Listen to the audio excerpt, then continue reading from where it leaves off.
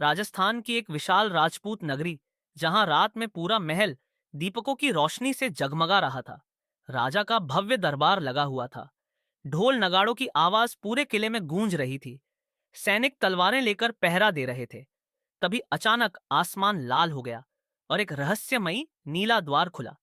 अगले ही पल उस द्वार से एक चमकता हुआ लोहे का आदमी नीचे गिरा और सीधा जाकर राजा की भोजन की थाली में गिर पड़ा। पूरा दरबार भयभीत हो गया। सैनिकों ने तुरंत अपनी तलवारें निकाल ली। सबको लगा कोई दानव महल में घुस आया है।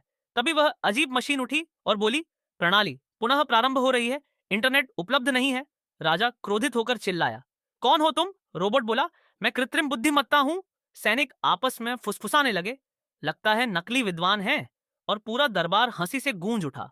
फिर एआई ने पहली बार घोड़ों को देखा और बोला, बालों वाली मोटरसाइकिल मिली है। यह सुनकर सारे राजपूत जोर जोर से हंसने लगे। एआई घोड़े पर बैठने गया, लेकिन अगले ही क्षण वह सीधे कीचड़ में जा गिरा। पूरा गांव चिल्लाने लगा, देवता गिर गया।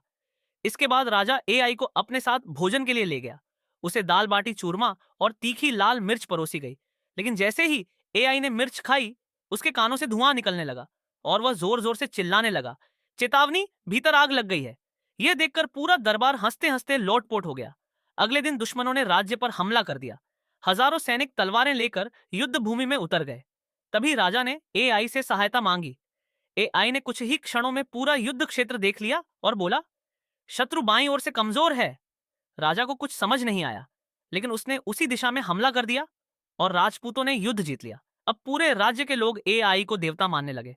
लोग पंक्ति लगाकर उससे अजीब अजीब प्रश्न पूछने लगे। मेरी शादी कब होगी? मैं धनवान कब बनूंगा? एआई परेशान होकर बोला, मैं चैट जीपीटी नहीं हूं भाई। तभी अचानक एआई को भविष्य से चेतावनी मिली, अगर वह वहां और रुका तो इतिहास बदल जाएगा और शायद भविष्य में एआई कभी बन ही नहीं पाएगा।